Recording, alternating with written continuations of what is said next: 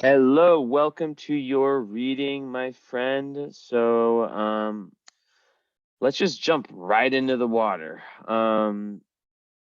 So we are dealing with, no surprise, a sun in Capricorn with, of course, the conjunction to Neptune, like nearly every single one of my Capricorn clients has.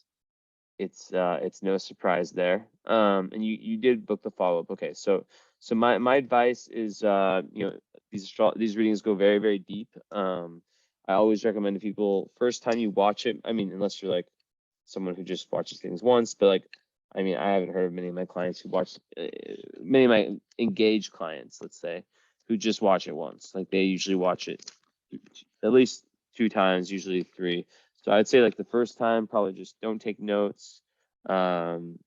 Just watch it, get the flow, kind of try to feel the overall energy. And then after that, start taking notes and, talking points, things, because, the follow-up is a lot about you, asking questions of things that, and kind of also like commenting. So there's gonna be parts in the chart where I'm going to tell you, because I'm obviously going to forget. I'll even forget about this, like, 10 minutes after my readings, I forget everything right away. I'll be like, please make sure like that we address this in the follow-up. So yeah. Anyways, so okay, so I need to hide your last name. Just something I do for my clients, even if doesn't really matter, but to most people, but to a lot of people, that anonymity and the fact that it's on YouTube, it matters. So I like to do that. You are very lucky, Danielle, because you are hitting Jesse post 90-minute run. Throat chakra bursted open like a bubble gum tree, like a bubble gum explosion. I don't know. All right. So anyways, Sun in Capricorn conjunct Mercury, or conjunct Neptune. There's a reason why nearly every Capricorn client I get has that. It's because Neptune is the planet that rules Pisces, and it's related to like high intuition, imagination, inspiration, dreaminess, spirituality, compassion. I probably said that. Basically, it kind of makes you like a Capricorn / Pisces. If you really want to put in those words. Now it's 7 degrees away, so it's not like an exact conjunction. But it is close enough, and with the sun we do use wider orbs, so it's definitely playing a role. Moving on, just need to charge my phone. So let's go ahead and show your chart. I don't know anything about you. I make it a case to not look at any photos, to not have any memory of our conversation. Like I know zero. I know you're born in 88. I know your name, birthday, you're from Texas. That's it. Let's just crack this. This would be way cooler. So first thing I see, Chiron on the IC. That speaks of a challenging childhood. I already see this theme in so many of my clients. What's your North Node? Let me guess. Oh no, it was different than what I guessed. I was gonna like guess it. It was something related to like Leo or Gemini or something like that. But basically, like let's see, is your Mercury retrograde, or is it having hard aspects? Your Mercury is in Capricorn. It's conjunct the Sun, but very, very loose conjunction, which would that be combust? Mercury is square. No, there's no squares. Okay, so yeah, there's no issue with Mercury. But yeah, overall, a lot of times people with Chiron on the IC, it relates to childhood and just like lots of childhood pain that you have to overcome. And it can be an indicator of someone who's meant to be a wounded healer, and go with that kind of Chiron archetype. You see it down here. And they really have to go back in their past. And if they don't do that, you see on your midheaven, you have Saturn and Uranus. Usually I start with like the inner planets, but I sometimes I go crazy style. But I'm putting together a cosmic puzzle, but it gets done in its own way, right? And I see that those planets are also squaring your nodes, and so is Chiron. Very, very interesting. Wow, I can't believe I picked up on that right away. It's very crazy. So your south node's here, north node's in Pisces. So karmically, you're really trying to become more spiritual in this life. And it's like it's sort of like a spiritual independence, you know, where you're really trying to individuate, right? Your ascendant, your north node's right in your ascendant. So that means that this life is kind of like a do-over for you in certain ways. Like and that, you know, the way that your Pisces rising is very linked to your destiny. So if you think about what your Pisces energy is, 1 second, I need to drink this. You know, in your Pisces rising, you know, that like chameleon-like energy, very empathetic, you know, compassionate, caring. It's very much like your Neptune. So you see, you're a Capricorn, but like already I'm seeing tons of Pisces, tons of Pisces, right? So your North Node being there, it just says that like you're meant to really, really lean into that Pisces energy, that high spirituality, being of service to humanity, you know, leaning into your dreams and really finding that oneness in this lifetime. It's a very spiritual impetus. And you know, with your south node in Virgo, right, on the descendant, also there's some relationship implications here. That is basically speaking to like how in past lives, you know, you've been maybe a little bit too relationship oriented, you know, too willing to kind of like take your identity from the relationship. But also in Virgo, you know, I always think of South Node and Virgo, North Node and Pisces. South Node and Virgo as being like someone who's been too much in the material world, too invested in their, you know, in the kind of like, you know, like you know how like sometimes Virgos can be just so like anxious and just like critical of others and like they can have at a low vibe, right? Of course, there's a high and low vibe every sign, but they can have behaviors that can kind of push them away from being able to sit back, meditate, for example. It doesn't have to be just meditation, but really see the big picture, right? To really like sit back. Let me put my camera back on. Well, actually, I know most of my clients are visual learners. I imagine right brain visual learners, so I like to kind of show what's going on. But I'll show my face back and forth. So yeah, the south node there, it's saying that you need to kind of let go of like past lives. So I'll just show my face right now. We'll go back. We'll go back and forth.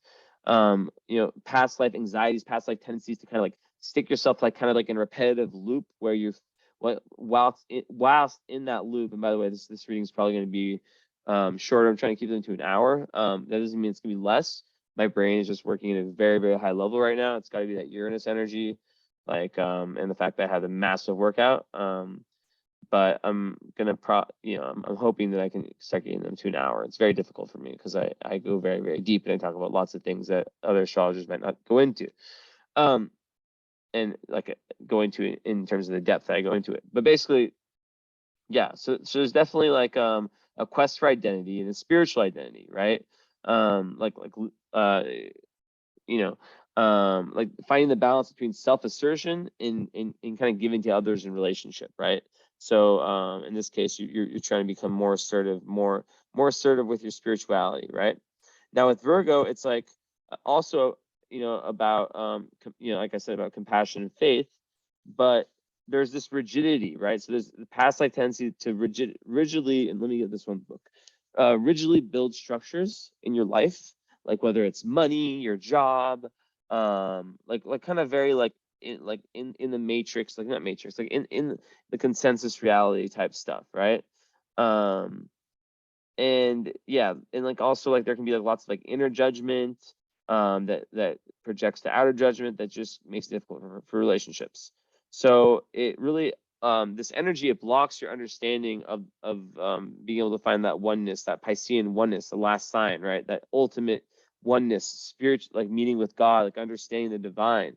So lots of like it's important for you to take time to contemplate and you know, to take that alone time and this, that, and the third, right?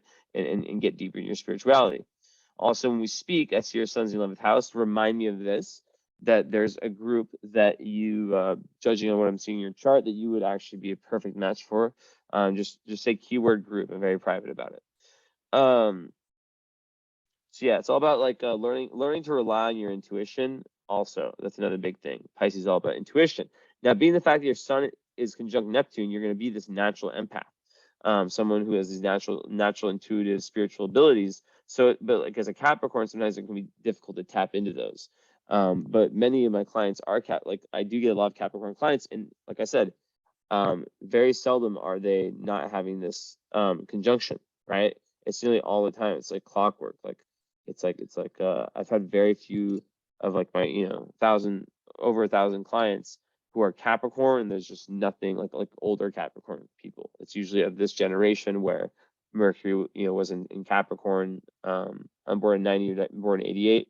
So yeah, either like the moon or the sun conjunct Capricorn, or Neptune or Uranus. Like in your case, you have Uranus here in Aquarius, but when I was born, it was very close to Neptune. It was in Capricorn. So because it moves faster than Neptune. But anyways, back to what I was saying before. So from a career standpoint, right? It's ruled by Jupiter, your midheaven, which is the second house, which is very good for money, very, very good for entrepreneurship and just like being someone who wants to like really not only like make a lot of money, but who wants to really like learn from their career, right? They really want to like get some type of wisdom out of it. Now, the fact that Saturn's there is actually the best place you could possibly have Saturn. Saturn is, and that actually shows you have very, very clean Saturn karma. Now let's see which I just said, but then I realized you have the square of the south node. So I'm like, take that back. But I don't see any difficult aspects from you have no hard aspects. Saturn's not hard aspecting any of your planets, outer inner planets, and you do have moon square Pluto. I mean, that's a big one I need to talk about. I consider either the most or the square of Pluto and the moon, or the opposition of Pluto and the moon is probably the toughest aspect you can have in astrology. But back to what I was saying.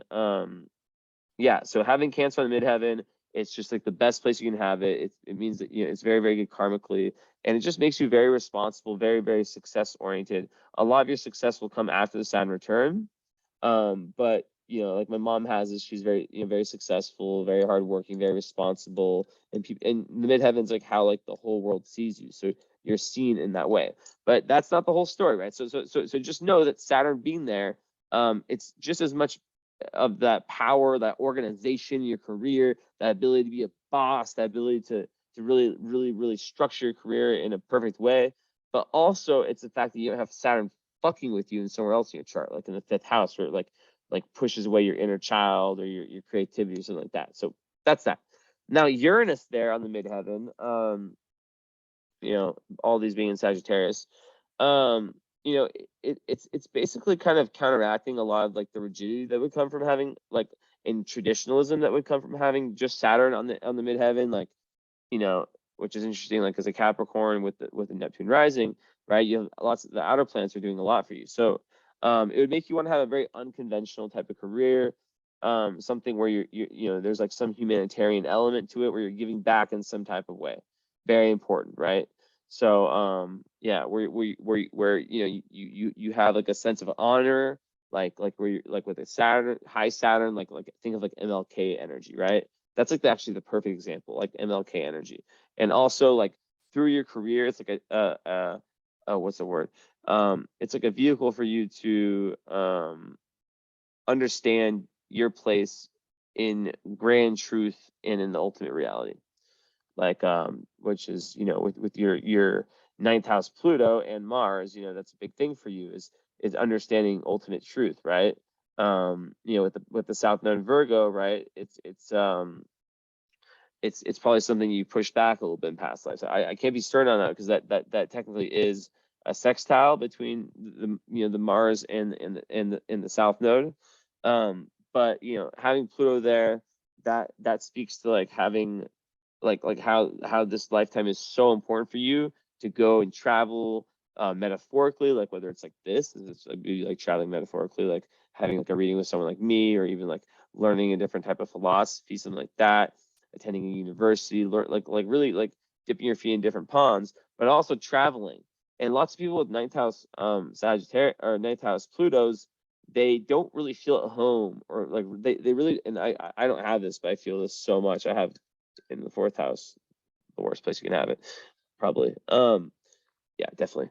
And basically, like, what it's saying is that you have spent lots of different reincarnations, like, spread out all throughout the world. Like, some people, I believe this is a belief. So when I say there's facts, things I know, there's that, and there's things that I believe, right? No one's taught me this. I believe that some people, they continuously reincarnate, not all the time, but they tend to reincarnate in similar family structures until they, like, undo some type of karma. Sounds horrible, right? Now, when I see someone with Pluto in the ninth, it makes me think of someone who has been in lots of different cultures in past lives. And because of that, they might feel like an outcast in their current country, or it just something might not feel exactly right about it. Now, I need to talk about Uranus and Saturn squaring the moon nodes, the south node, or both nodes, because that refers to past life skip steps. So I'm going to read these two from this book called Healing the Soul by Mark Jones. Now, for Saturn, it says, when Saturn squares the moon, the moon's nodes, the nature of the unresolved material relates to the conditioning that the individual has been exposed to, either through the family, society, religion, or by any broader historical societal theme. Such conditioning then becomes the basis for repression. So you see how this links perfectly with your Venus and South Node? There is some type of programming that kind of made you live in that kind of consensus matrix reality. And now in this life, you're witnessing all, like, it's like, okay, it's time to get spiritual. The Saturn skip step can indicate a need for maturation, for taking responsibility for one's own life at a core level without succumbing to the delusory temptations of blame, excessive fear, or self-control. Let me read that. It went over my head. The Saturn skip step can indicate a need for maturation, for taking responsibility for one's own life at a core level without succumbing to the delusory temptations of blame, excessive fear, or self-control. Interesting. This placement can indicate an issue of genuine guilt, an authentic sense of having done something wrong. By the way, and you have to know with this that your Saturn is on an angle on the midheaven, so it's a very strong Saturn. So a lot of these negative things will be pushed away. So yeah, issues with guilt, an inauthentic sense of having done something wrong, the nature of which can be indicated by the house sign, such as with the planet squaring the nodes of the moon, which it's in the 10th house, in Sagittarius. So yeah, belief systems, and then your career, your dharma. So it works perfectly, right? In contrast to the introjected guilt found in the 6th house archetype, which is internalized from others blaming or criticizing, the Saturn's archetype involves the self-recognizing past mistakes and making direct separation for those mistakes. This placement emphasizes the importance of the Saturn return. Interesting how earlier I was saying how it might have been like a smooth one. Well, now I'm very curious to hear in the follow-up. Make sure you make a note of that, please. Now, next is Uranus. These are both very tight aspects. I can show that. Maybe I'll get myself a kombucha as I do that. Actually, I can't because I'm reading. You see how it's like 26 and then 20. It's exact with Saturn. So it's like 2651, 2607, and then it's also at the midheaven. So with the midheaven, that skip step, I don't think this book talks about it, but I can talk about it from my own understanding, would be that, yeah, there's something related to a skip step in like your dharma and your outer life. Like there's something that you did, I don't want to say like that you did wrong, but that you were programmed in a way that made you, not like hurt people or anything like that, just like not live to your truest potential and be very, very Virgo, when now you're trying to be very, very Pisces. Now, and also like potentially like, codependent. Sometimes could also be like business partners or enemies. So it could have been something like related to that too. So when Uranus squares the moon's node, the unresolved material indicates a need for liberation from conditioning. You see how similar these are? So this life is about unconditioning for you, karmic unconditioning. I think I'm gonna start my readings like this more often. I can already tell this is gonna be one of my better readings. I always know like when I start, like if I'm on fire. Like when my brain's hitting this certain spot, like I always know. And isn't the moon, one second, sorry to stop. I'm just curious. I know the moon, it's probably what, like my psychic senses say is 16 Leo. Let's check. Or is it maybe like a little bit? Yeah, my guess is 16 Leo. 20 Leo. Okay, that's close enough. But the moon is exactly, wow, no wonder. The moon is 20 Leo. It's exactly conjunct Mercury. The moon right now is 20.4034 Leo, and Mercury is exactly 20.4026. That's crazy. And it's crazy that, and then Jupiter is in an exact it's this week it's gonna be trining the sun. So this is a very, very, very good energy for knowledge, and I should probably do like a ton of readings. Wow, over the next few days. Damn. Whew.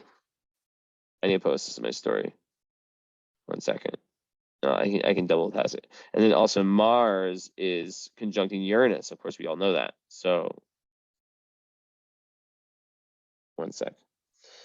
But yeah, basically with Uranus, it has to do with conditioning. Actually, I'm just gonna read it. I'll post this later. This stems in part from past wounding and from exposure to excessive conditioning influences. With this, there can be a trauma signature indicating that the unresolved trauma is a critical part of the skip step, because this, yeah, Uranus can be the trauma, it can relate to trauma, viewed from this perspective. Analysis of the house and sign aspect of the skip step planet and aspect of the nodal axis of the moon, which I already said it was Sagittarius, will help identify the nature of this unresolved trauma. Once again, finding ultimate truth and knowledge, and then using that to your career and your outer life.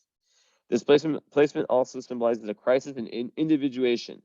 The person has started to detach themselves from prior conditioning, but they have either not been able to maintain this process, or they remain blind to a critical aspect of how the conditioning imprisons them, which then results in a block to the true expression of their individuality. So I want to say this, that you still could be in your South Node. Lots of people like go back and forth between South and North Node. I know I do.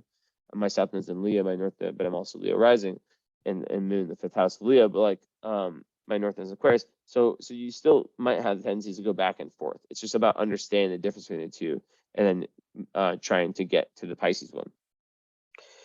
So this placement can indicate a specific fear or post-traumatic stress that blocks access to the true self. It can also mark the need to reintegrate some form of illumination that has been lost or resisted. There's a powerful requirement to embrace. I don't know why.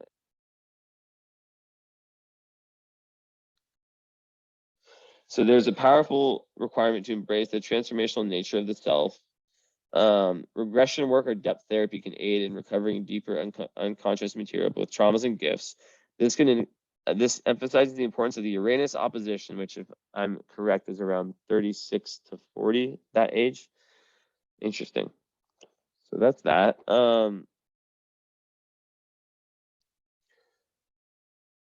So backtracking a little bit, we've gone very karmic, very quick. Moon's in Leo. I'm gonna put this back on the screen so I can go get myself a kombucha and still talk. And so you can see the chart. So I'm not leaving yet. So Moon is conjunct Black Moon Lilith. So first of all, right off the bat, Moon in Leo is difficult. It's very difficult in the sense that not all the time, but like it can be very difficult because there's this deep, deep need for attention, especially from the mother, which I can tell through your square Pluto that you didn't necessarily get. So basically, 1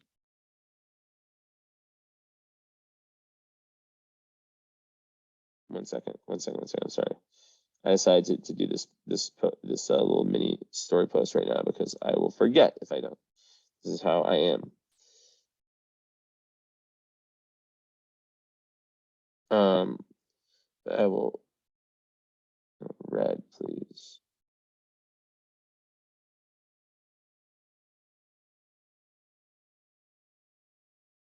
Hold on.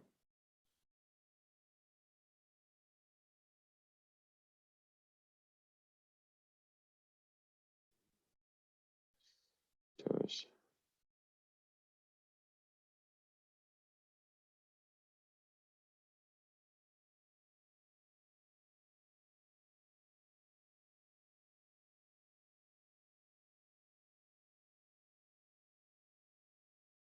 One sec.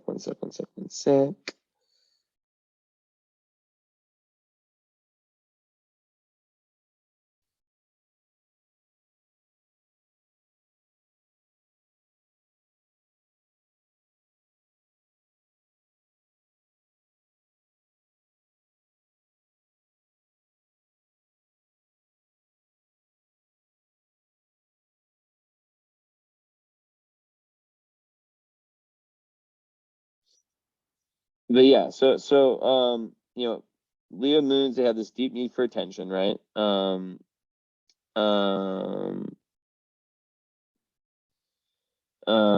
sec. So when it's square Pluto, typically the mom, there can be some trauma related to the mother and to the early upbringing. And with Black Moon Lilith there can be dark karma with the mother as well, but also there can be a tendency that's very witch energy, by the way, just so you know, on a high level, but on a low level, it can make one kind of have more of a tendency to kind of give into like the lower vibe of Leo, which is of course creating drama, like narcissistic kind of behaviors, all about me. And like being very, very stubborn, and like having just like that hubris, that excessive pride of the lion, unwilling to kind of like admit when you're wrong, those kinds of things, right? So you probably have to do lots of shadow work around that, or that is something that hasn't shown up as much. You do have a nice trine with Jupiter, right? So that's actually helping you gain a lot of perspective on all that activity. But overall, yeah, like that's kind of what I see with that. But yeah, the moon is like, the most important part in astrology, in my opinion. I mean, I guess I don't want to say that. I say that a lot just to kind of like rattle people up, because people are so obsessed with the fucking sun, which is obviously very important, but the moon is just as important. There's no argument that you could possibly make to me that there's no way I could possibly lose an argument with anyone trying to argue that the sun is more important than the moon. I would beat anyone in that argument, and I would love to try to have it. I would be very, very open to having that with anyone. And it's very simple. It's not rocket science to understand that the moon represents what makes us feel happy. So not just happy, right? You can maybe even make the case that the sun is what makes us feel happy. The sun is our purpose, right? But that's very masculine. The moon is what makes us feel secure. It's the inner environment in which we live in, right? We all live within ourselves. So we all live within a certain inner environment, and we all need specific things to feel secure. So, yeah, so that's kind of what I'm saying with that, is that those needs were most likely not met when you were younger. I'm actually gonna get a Coke. I have this nice German, I think it's like an organic Coca-Cola. I don't really know. I'll get a Coke and a kombucha out. I always like to, with kombucha, I always put in my champagne glass. I just think it's very Leo of me. I don't know. I just like drinking out of nice things. I just like nice things in general. I think champagne glasses are very sexy, and it just makes I like being able to see the color. And sometimes I even drink energy drinks. I don't know if it's like a summer thing.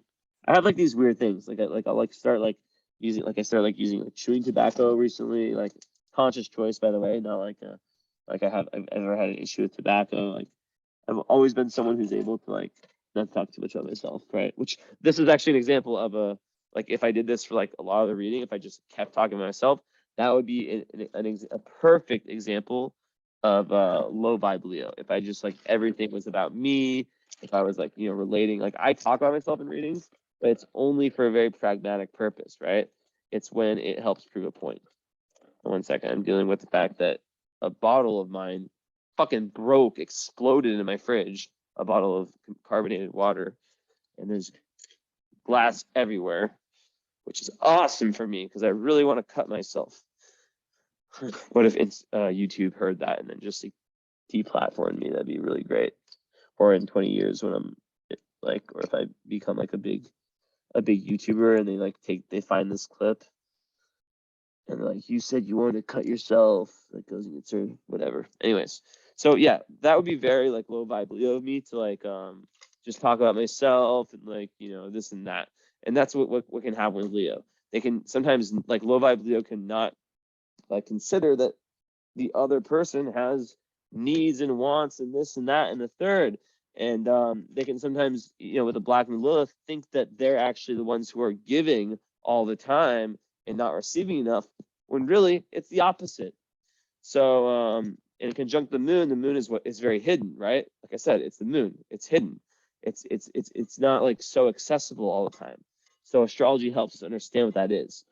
Also, Leo moon, there's lots of very good things about Leo moon. It makes someone very, very passionate, very like it gives them an ability to really move towards their like it gives them this great courage, right? To kind of bounce back from adversity. It makes them very competitive. It's the heart of the lion, you know? And it's fixed fire. So fire usually kind of burns very fast. Like they start things and they don't finish them. Leo's the one fire sign that can really start things and then follow up on them, you know, and continue doing them. So, because like, you know, fire is all about, as we get away from the broken glass, fire is all about self-starting. But what good is self-starting if you start one thing one day and then 2 seconds later you're like, oh, I'm bored of this. That's what people with a lot of fire do. Like I just received a message from an ex. I guess you call her an ex. I mean, we weren't really like super deep, but like we had a little thing.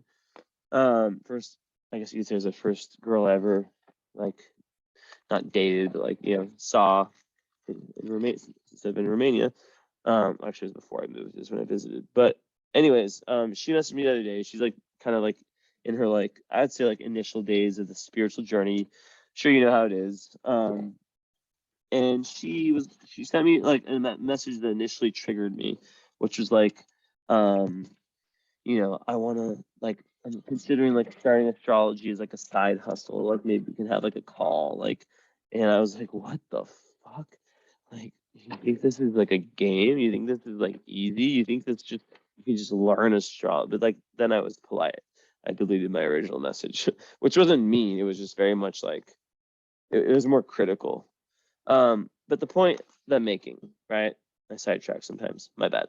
But the point that I'm making is that, you know, when you have a lot of fire, like fixed fire can actually follow through. And that what I just said was an example of like, she has a lot of Aries. So she, you know, that's like the exact energy of someone with a lot of fire who has an idea.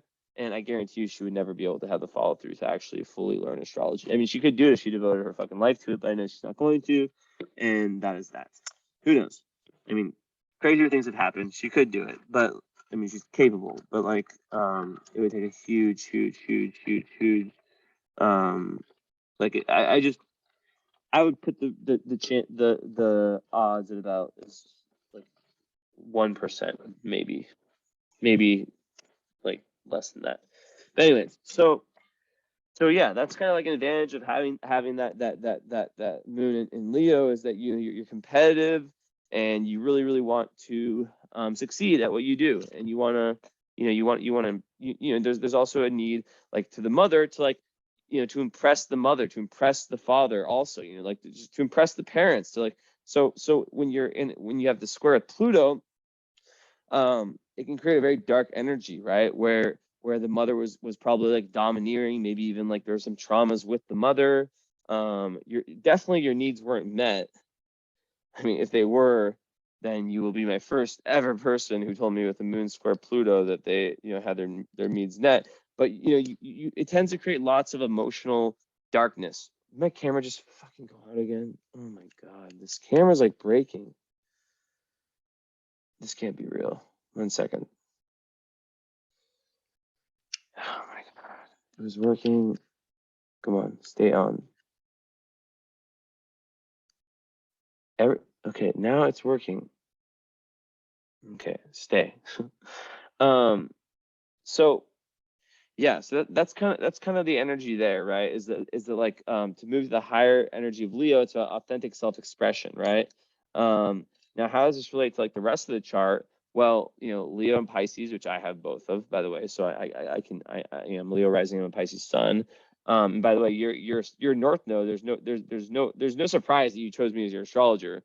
because my sun is 28 Pisces. I'll show you this again. Your North Node, where you're trying to become who, like what I am, not in like a weird way, like a way of like narcissism. I'm saying like what I represent, my identity, which is 28 Pisces. Your North Node, where you're trying to become, is 26.51, nearly 20, like 1.5 degrees away, basically.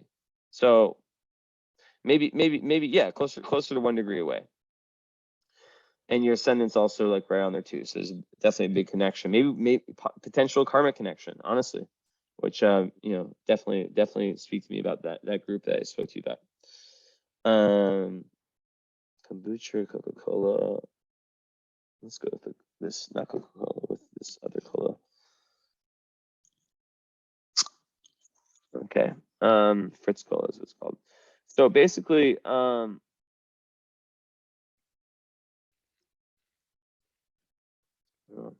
it's very good. Very good. Yeah, so it connects because they're both very creative energies, but they're also like very different energies. So the Pisces rising part of you is going to be more introverted. It's like a chameleon energy. They can kind of blend into its surroundings. But sometimes Pisces rising people have difficulty with identity and with defining who they are. And sometimes they can like look at someone else that they idolize, or maybe like a friend that they think is so cool, and start to kind of base their identity on that person, especially when young. So it's very important to kind of like through your spiritual journey, learn to understand yourself. But yeah, with the moon thing and the square with Pluto, I mean, it just comes down to this, and I'll show my face again. It comes down to the fact that you know, there's probably difficult karma between, you know, you and your mother, and it's you know, it's about breaking that cycle, right? You know, Leo moon like needs that attention, and you know, maybe like some of those, especially like when you're younger, some of those black moon Lilith, and you have no idea how many clients I have that have this Pluto, moon square Pluto, right? But like what like it gives like a very intense emotional life, right? But a lot of times when I see this, I think it's like you're the one who's meant to break the generational family curse. I feel like a lot of my clients are, especially with Chiron, your IC, right? But like, yeah, it can create like dark emotions, self-destructive behaviors. I mean, you can look up the whole list, you know. It's all about like you basically like meet your own shadow through your emotions. And it's like this it can be very compulsive. There can be like lots of power struggles, and then when we talk about your relationships, well, yeah, like until it's unresolved, there can be like this real fear of abandonment. Like maybe there was some type of abandonment, whether it was physical or emotional or spiritual, with your mother. And then that can kind of lead into like sabotaging yourself in relationships, right? Where you feel like, you know, where you hold on so tightly, you know, because, you know, there's a fear of abandonment. And also there can sometimes be like an overly obsessive or interfering mother. That's a lot of times like the issue. But yeah, usually like I always think of it as like ancestral and karmic. So yeah. But really it's through these, you know, close relationships, like the romantic ones, you know, that the emotional crises occur, you know, the ones that really trigger that early stuff. Also the moon, you know, ruling the public, it can kind of like how the public sees you, it can kind of make you subject to some painful memories, which, you know, is totally being shown in your by your south node squaring all those 10th house Saturn in Uranus. Like maybe there's some real painful memories from past lives that were like in the public, like where you're like something was exposed or something happened that was like publicly known about, you know. So yeah, but usually like, yeah, it gives someone like there can be lots of like crises. It's all about like that deep psychological self-analysis and counseling. I mean, just so you know, I do astrological based counseling. I think it's like the deepest type of counseling. It's way more effective than traditional counseling unless you have like a very good counselor. I don't just sit and listen and have you talk. You know, it's a mix of taking in everything, using my 2 masters in psychology. And 1 second, hold on, my mom's brother calling me. I'm mid reading. Okay. When are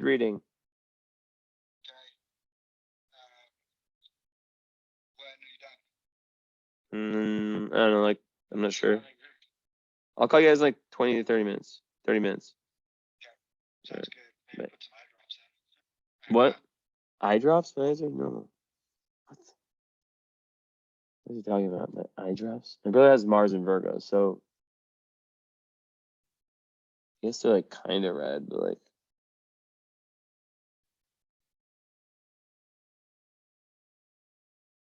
Or maybe I just haven't had enough water since my workout.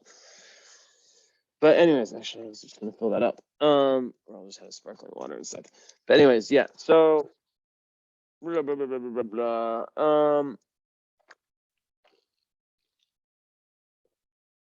Just make sure there's no shattered glass inside my first sip of water.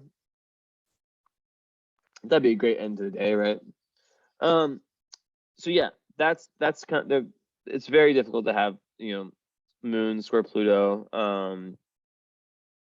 And yeah, it just really kind of is the initiation into your like kind of like your initiation into the wonder world. And yes, I do have plastic balls of water because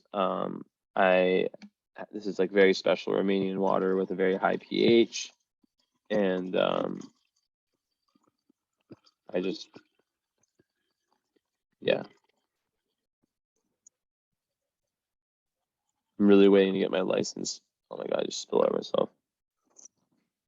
Does the environment be like, fuck you, Jesse, you asshole. But yeah, I'm really waiting to get a license in my car, which is so hard because I missed the test by one freaking point when it's like the hardest test ever.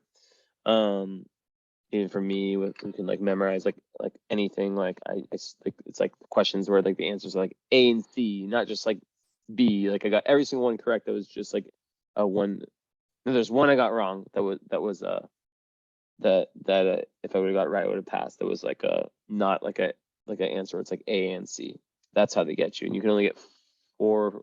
You have to get 22 out of 26. Insane. But anyways, yeah. So like this is very special water in Romania, and I can't wait to have a car to be able to drive to the recycling centers, which are, it's one thing that sucks about Romania is recycling. But I really hope that they do, they do it in like centers or something like that. But anyways, that's far beyond the point. Anyways, so yeah, it's definitely like people who have this, it's not like a mistake that so many of my clients have Moon square Pluto. It's that, they really have to become consciously aware of their psychological issues, right? And like they go through dark times and they transform, death, rebirth, transformation.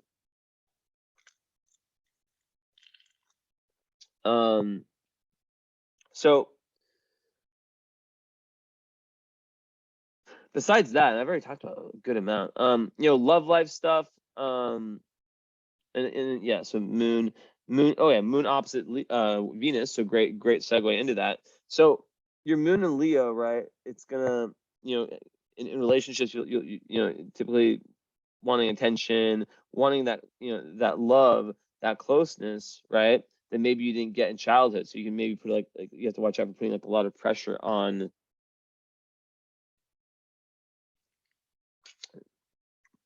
what's it called, on partners. And I have, by the way, like I understand like the Pluto energy, like I have it a lot in my chart too, so I understand like how it can feel, and how dark it can be. I have Pluto square Venus and Pluto on my C, so I get it.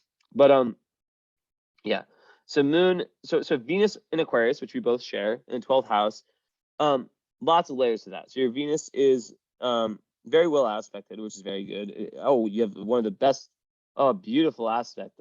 Great for money and great for spirituality. Venus and Jupiter sextile. That's just like one of those, very good for popularity. I mean, man, whatever 2 houses those are in, they just get like extra boosted. So it's actually very good for self-esteem, to have that, and having like a set of values. So beyond that,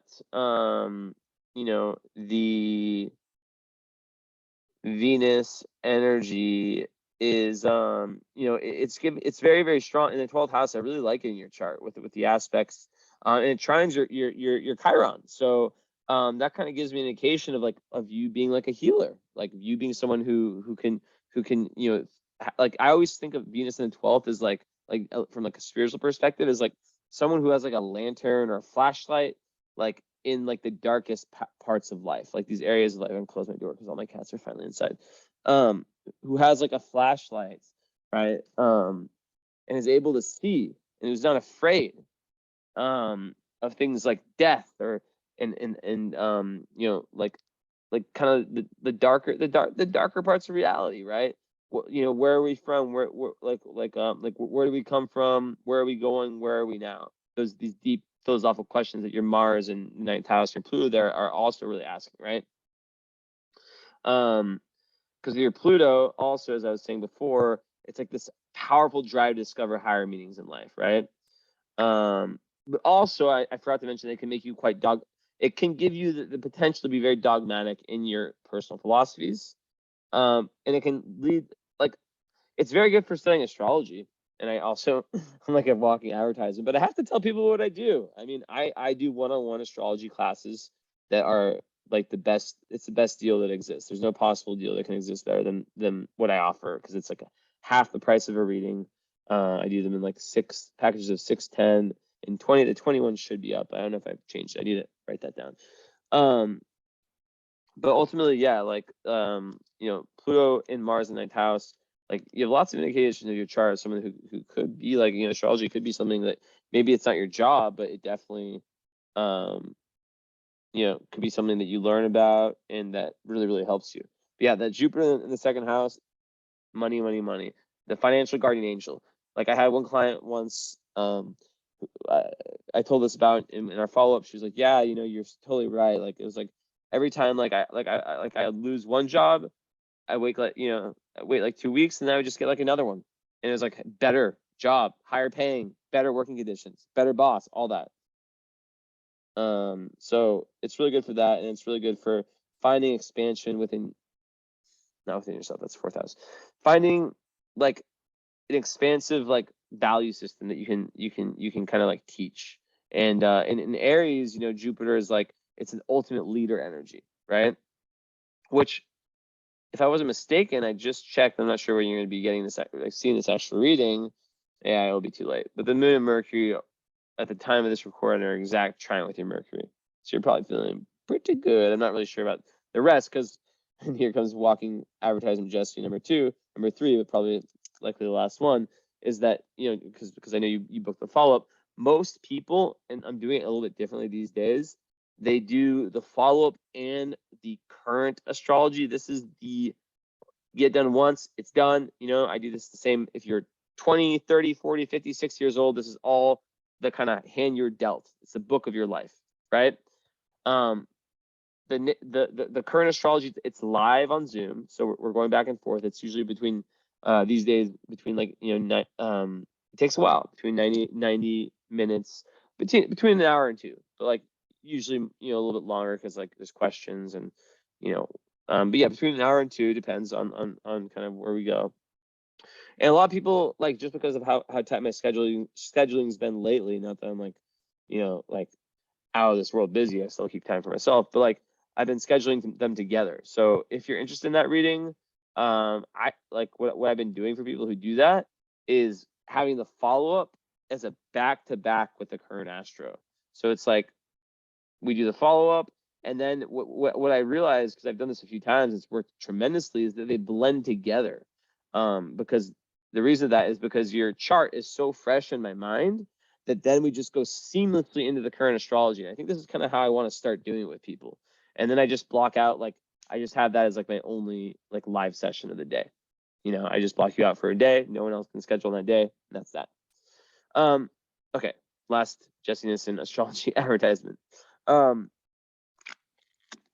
That's not really an advertisement. That's just to to help you. Like you might be going through some shit, and like I definitely can offer the support in those sessions. And it's not just like me telling you this and that. It's like us going back and forth. You give me your experience, us trying to understand the energy of the coming year and times ahead. Anyways, so lots to say. So yeah, with the love stuff, Venus and Aquarius, you're gonna want someone who's unconventional. You're not gonna be someone who's like very like interested in the like society, normal. Like, you want someone who thinks differently, who is different. Like, I have this too, so I know this very well. Age doesn't fucking matter, right? It's more about the mind. Someone who's willing to learn from you is very, very attracted to you, right? And in terms of like attraction, like, you really value someone who's not afraid to like be eccentric and be their own person, right? Now I'm making another link here. I'll show you. My eyes are a bit red, but whatever. But it's my mom and my brother, so it's like my mom. Yeah, she's like, I'm worried about your sleep, Jess. You look so tired in your photo. I was like, Mom, I'm an entrepreneur. I'm like working my ass off. Like, you should be proud. Like 5 years ago or 2015, I was like in a rehab. Like, come on, give me some freaking credit. It's classic Virgo. That's classic Virgo with yourself. Then. Love my mom though. Love her to death. But yeah, okay. So the connection I was going to make was this Venus in the 12th house, with the Pisces, right? Because 12th house is Pisces. So, and then your Juno also is like your ideal mate. So there's going to be some level to your ideal mate having some level of spirituality to them. Definitely a very compassionate person and a very eccentric person. So that's clue number one. Now, also Mars and Scorpio. Let's not lie. Let's not be around the bush. We all know Mars and Scorpio like to get down. They are a very sexual energy, right? That's not the only thing. When I say sexual energy, I'm not talking about just banging. Being a bit crude right now. I'm talking about psychic energy. It's the spiritual warrior. It's a very, very good indicator for someone who has a high level of spiritual and emotional and psychological intelligence. Powerful, like a spiritual warrior. That's the fucking archetype, right? Also, it can still play into the potential for drama. Let's not lie. That potential exists in your chart. And in love, having your Venus in the 12th house, you can be someone who at a lower vibe self through the like not getting the highest vibe of the Leo moon, and we can talk more about this in the follow-up, self-sabotages in love. If you don't feel like, you're getting enough love, or you think that you're giving too much or not giving enough, and also Venus in Aquarius, like I said, you'll it's this big split, like we talk about in psychology, like between like a part of you that really wants to merge and have that closeness and that assurance. And 1 second, speaking of that, I need to look one thing up really quick. Hold up 1 second.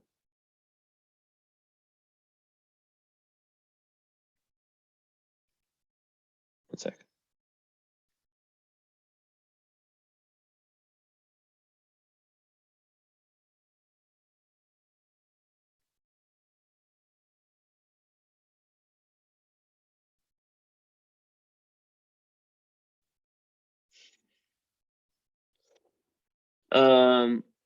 So yeah, like definitely like there can be a tendency for self-sabotage. So it's about learning to meet your own needs and finding a creative outlet. With Leo, it's very, very important to find a creative outlet.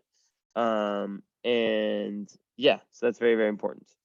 And creative outlet, not meaning, and with Leo, it's like leaving behind like the need for 1,000 views or this or that, and being more about like, I'm going to create this poem just for the sake of creating the poem. Okay, so I've barely touched on many things. The fact that your moon's in the 6th house, your sun's in the 11th house, but yeah, like yeah. So with love, like there's definitely going to be like it's going to be someone who can handle who's emotional, who's able to kind of like see the underlying, and probably spiritual in some type of way. Everyone has spirituality in their own way. But also, like you're going to be someone who wants attention, but also there's going to be like this want for attention, then this want for space. And I'm very curious how that would play out. Now, but yeah, also like it's really speaking to like this amazing ability to kind of like be very inventive in your creativity, ahead of your time, your creativity, and really like the Venus and the Chiron trine, where you're really able to put other people at ease with your being. And that also is a very Pisces rising type thing. So you're a natural healer. And it goes back to that ancestral healing, right? Because the Venus trine is going to give you more positive momentum towards kind of like healing like the traumas from this life, whatever they are, if they're mini traumas or whatever you want to call them. And Sun square, so Sun and Mercury square, I have this too, another thing we have in common. Jupiter, I always say the same thing. It's like this.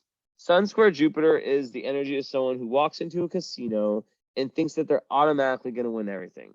So with age, obviously they gain a certain sense of like, of maturity and understanding that, but they can be very, very big risk takers. Like, I don't know if you've read my book, Pisces, another plug, Jesse, it's for, but it's called Pisces Live 9 Lives, but I'm saying it for a reason. That I talk about how when I was really young, I inherited like a not like, crazy amount of money, but a good amount of money, enough that like if I had invested smartly today, I would be in a very, very, very good position.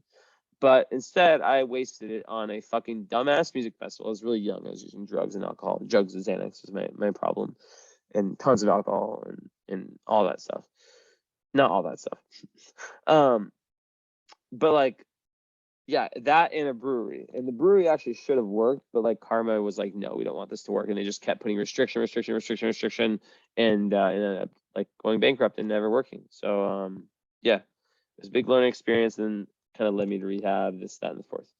So, and that led me to Naropa, my spiritual school. You see how it all works. But you can read the book if you're ever interested in that.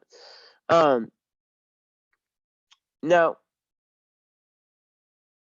with I'm trying to think of where I want to go next. So yeah, with the Juno, your ideal mate being first house, there's also that energy of like on one side wanting that assertiveness, that person who's assertive, but also that person who's spiritual and who's in touch with their feelings and who can help you navigate, either help you or be there and not judge you, most importantly, right? Not judge you when you go through those, Venus square Pluto mood swings. And especially with Mars and Aries in Scorpio, which is a very strong placement in the 9th house, someone who's also like high libido, probably, right? Let's be honest, but who has who's very deep. And also in the 9th house, someone who's down to go on adventures. Like you have a lot of that adventurous spirit in you. And yeah, I just started doing this Swedish snus chewing tobacco.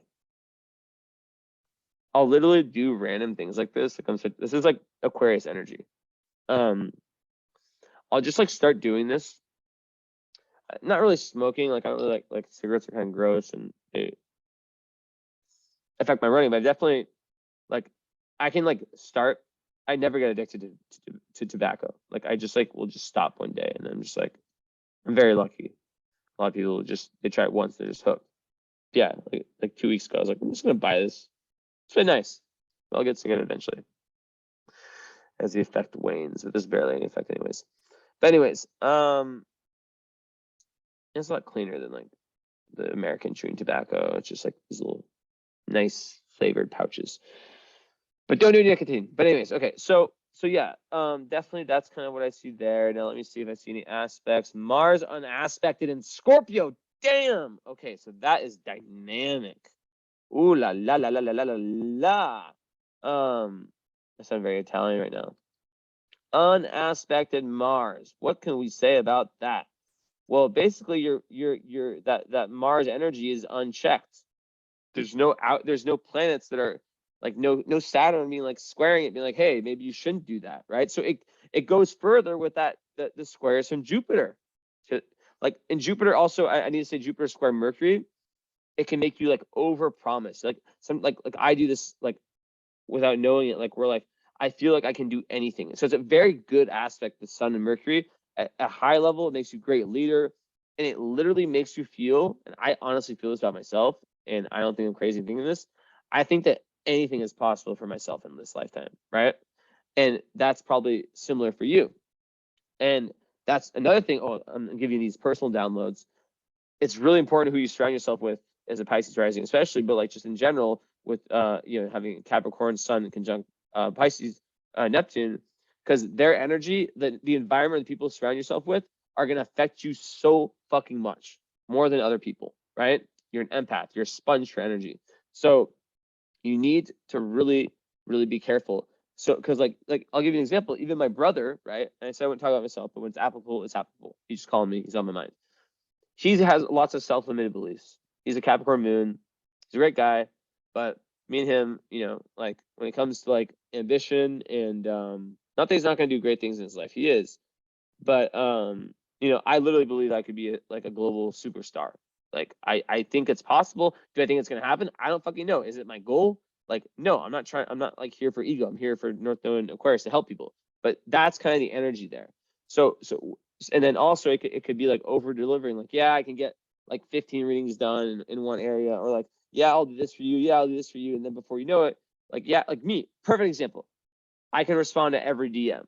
I can't humanly fucking do it, but I tell people I can, and I try my best, but it's so hard, especially when I get voice messages and there's like 10 of them and I open it and it's like 10 1-minute long voice messages. And I'm like, yo, I can't, I just can't. And I have to listen to them.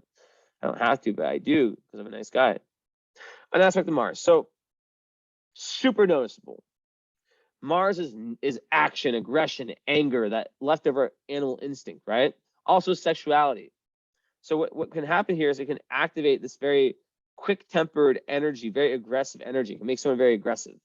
So it's a very concrete impact, right? And very outward. So it makes someone very, very direct, and it's very instant visible. So when you have the other energy I said in your chart, it can make you very impulsive, and it can get you into trouble. And then we have the Leo moon with Black Moon, that can give you excessive pride, where you're maybe unwilling to like be like, hey, I fucked up. So that's a big lesson, to be able to like admit your wrongs. So then, yeah, kind of like what else have I talked about? By itself, okay, so Sun in the 11th house, that means like humanitarianism, being parts of like other groups of like-minded people, hint, hint of what I'm going to tell you about, is very important.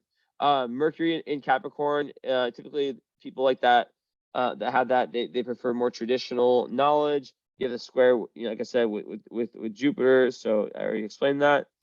And yeah, not that many like big aspects, honestly, in your chart.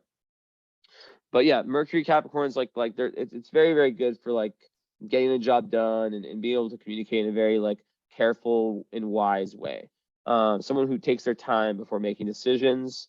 And yeah, I'm like a lot of times, like it's someone like, if you didn't have this Neptune on your sun, you probably would not be interested in astrology because of the lack of empirical proof, which I just made a reel about.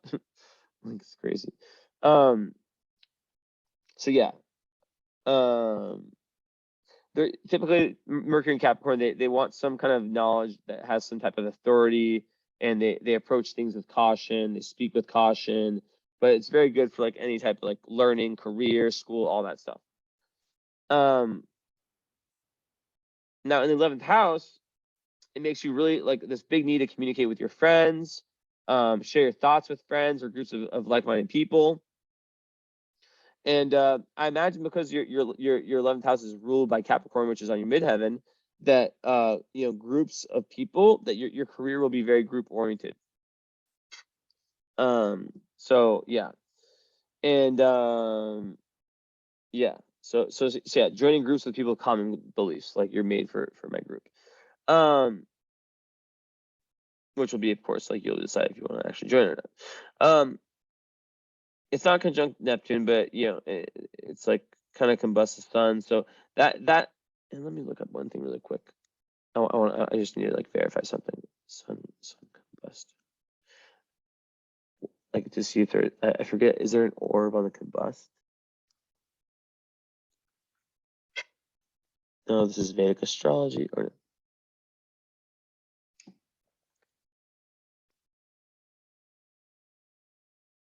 okay, one second.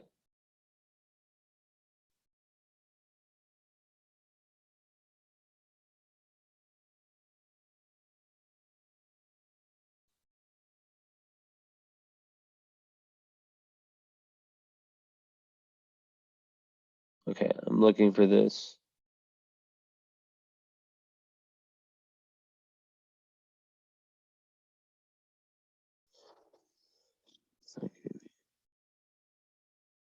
Yeah, I mean, usually like sun combusts Mercury. Okay, here it is. Okay, it says it becomes combust at 6. Okay, they're saying Mercury becomes combust within 6 degrees higher or lower. Okay, that's what I was looking for. So if apart from any 6 degrees is a highly effective. Yeah, so actually like when it's like within 6 and 10, it's really good. And for you, it's 9. So that's actually very good for, that's actually like pushing away what I was about to say. So that has no, that's good for intelligence overall. If your sun was like, you know, at 17, I'll show the chart again.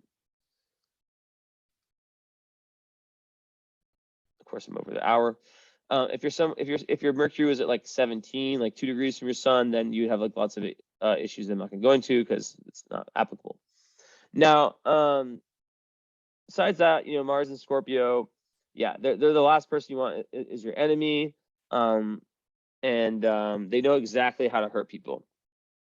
That's such an intense, but like it's all about like channeling that energy into your own healing, into your own death, rebirth, and transformation, which for you can be found through your quest of wisdom and ultimate truth. Now the moon in the 6th house, and I can go back to showing my face, my apparently according to my Mars and Virgo cat moon brother, red eyes. They're usually way fucking redder when I slept like 6 hours. Where was I? Okay. Where did the page go? What the heck? Here we are. So moon in the 6th house, you know, that is a very karmic placement. It's related to being of service and the importance of that. And the you have a lot of things in your chart like where you're meant to be of service in this lifetime, of selfless service, like the North Node, the Neptune on your sun, like you're a compassionate person, and it should be put into use. It's going to help your relationships too. But like also like when it comes to like health and your routine, like that becomes very important as well. Like there's emotional need for like some kind of order in your life, right? Which probably comes easy as a Virgo South Node, organization. So I would say normally it's difficult, but with you having like the South Node in Virgo, which is like the been there, done that, it probably isn't that difficult. It probably becomes pretty easy. Also, it relates to like your occupation, daily commitments. So yeah, there's emotional need to like really have your life organized, and you know, the to-do lists, the errands, you know, really making sure that the house is clean, all that kind of stuff, right? But I think it comes down to, let me think for a second. Yeah, it's like health, whether it's like intellectual, emotional, or physical, is really like a major focus. And and looking at your whole chart, I imagine it being like the more intellectual type of health, right? With all like this energy and seeing, that being very, very important for you, right? That being a huge focus. And by intellectual health, it's just like, yeah, making sure that you're opening yourself up to new perspectives, that this, that, and the fourth, right? But some people, yeah, like, so your own health can be a constant, even like physical health, a constant source of preoccupation, where you always have to adjust your like daily commitments and prioritize like these types of things. Also, it's like someone who could be like, you know, a doctor or a nurse or something like that, where like you're very concerned with like the health of other people, right? And it is a healer, someone who I see the healing archetype in your chart. You know, it could be that.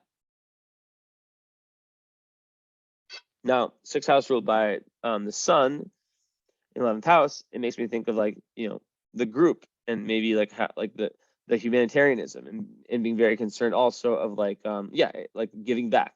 Once again, you know, giving back to the whole, which is like I said, sun in the 11th house. Your life purpose is really meant to be played out within the group, within you know, organizations that you join, and also like it applies to like your larger like ambitions and life goals and making the world a better place. So yeah, with Moon Leo, like I said, you have to watch out for that need to be center of attention. And also it's very playful. So it's very important also to be in touch with your inner child. Leo moons typically are, but with the square Pluto, sometimes it can be difficult. So it's very important for you to like really be in touch with that inner child, and in partnerships, I mentioned that, to have someone who's also like that, who's not overly serious. It's good to be serious, but like, you know, you can also like let go sometimes. So yeah, healing, compassion.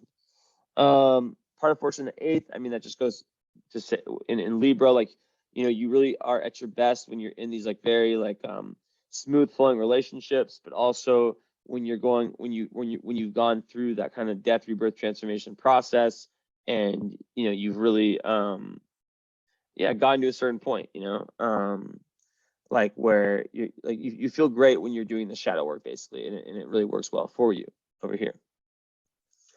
Besides that, what else can I even say? Let's see. Yeah, North Node on the Ascendant. I mean, it's just like following the Pisces energy. You know, really meant to be like independent and find your own independent spirituality and break away from that conditioning. All right, so now let's just check really quickly.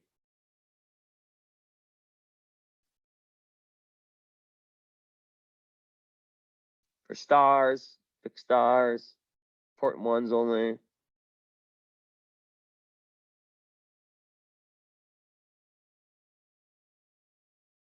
Aha. Is that Vega? I see, conjunct the sun, yes. Midheaven, I already talked about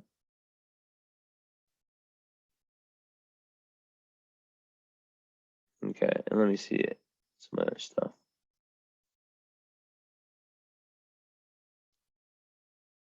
Okay, gotcha.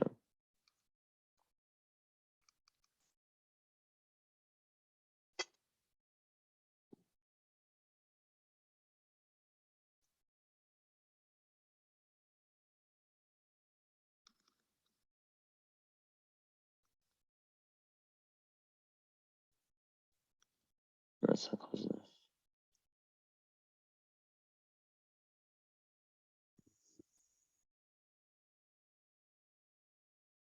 Sun and midpoint in the 9th house, basically like in Scorpio, you find your like the kind of coming together of your sun, your moon in like that, the realm of like the death, rebirth, transformation, shadow work, like going deep, you know, like what I've talked about many times in this reading, delving deep into like your own unconscious and solving the issues with the mother, with the early nurturing, while also expanding 9th house, like literally like themes I've said before.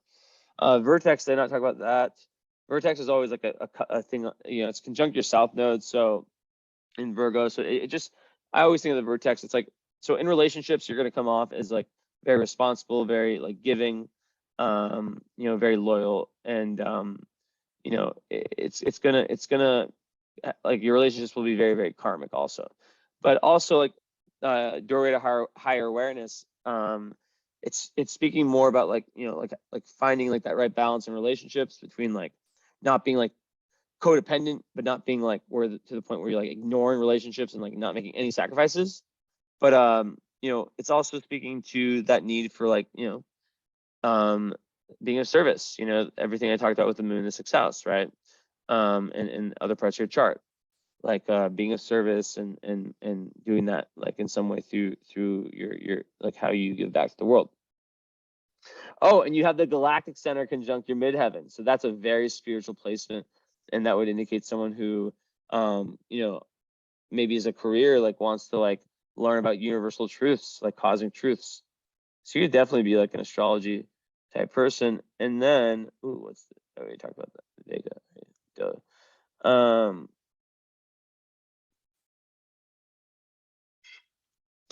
Rootbot is there too. Okay, so it's basically just like, okay, I wasn't sharing my screen the whole time. I thought I was. I was showing you like what I was looking at. So yeah, let's see here.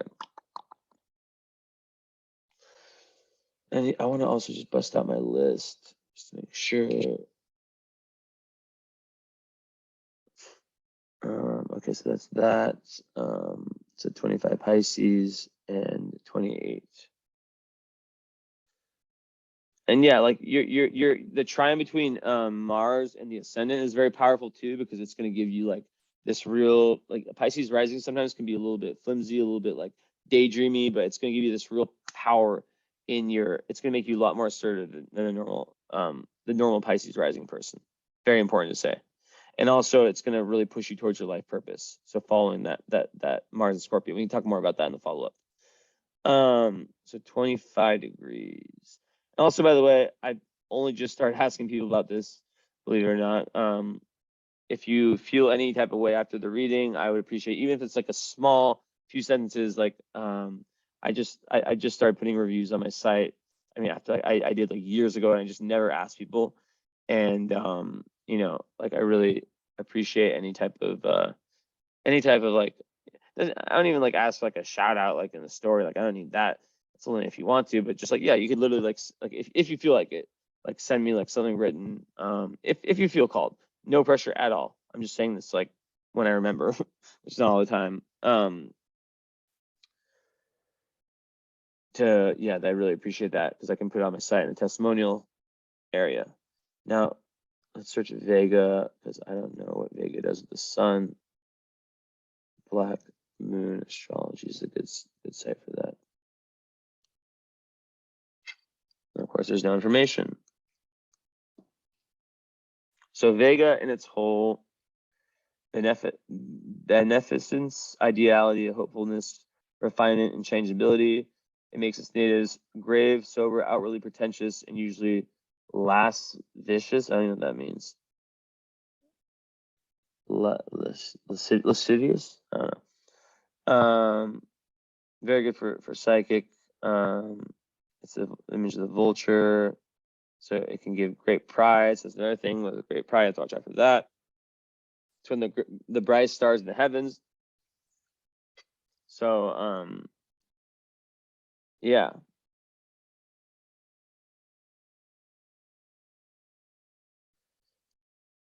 And also in natal charts, it can indicate a poetic and harmonious nature.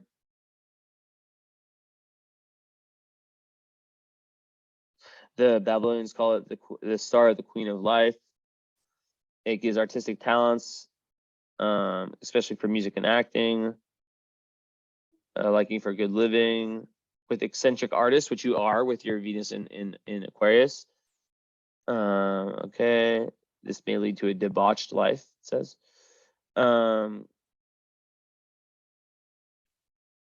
It says whatever other troubles Orpheus may have had, he was certainly popular for his music and popularity with one's fellows. Is it Vega marks on a horoscope if it's at least a bit well aspected, which it is. So yeah. And yeah, it says it rules the right knee in the human body. This position is associated with the ego. It creates fulfillment through the ego and can be considered as a masculine pride brought forward from a former life into this incarnation. Interesting. Now, when I go down to Sun conjunct Vega, it says really bad things, and that's kind of like why I don't really like to like look at this, because like these are like, you know, like there's not enough sources, right? But it says critical, abrupt, reserved, unpopular, fleeting honors, influential position, insincere friends. But like that goes totally against like everything I just spoke about, right? So I'd say just like watching out for the ego part. Anyways, that's it. Hope you enjoyed. I guess I'm gonna go put some eye drops in and FaceTime my mom and my brother who are together in Denver, Colorado. So I hope you enjoyed. Of course, I always go over an hour. And we'll talk soon. Follow up. All right. Ciao, ciao, ciao, ciao, ciao.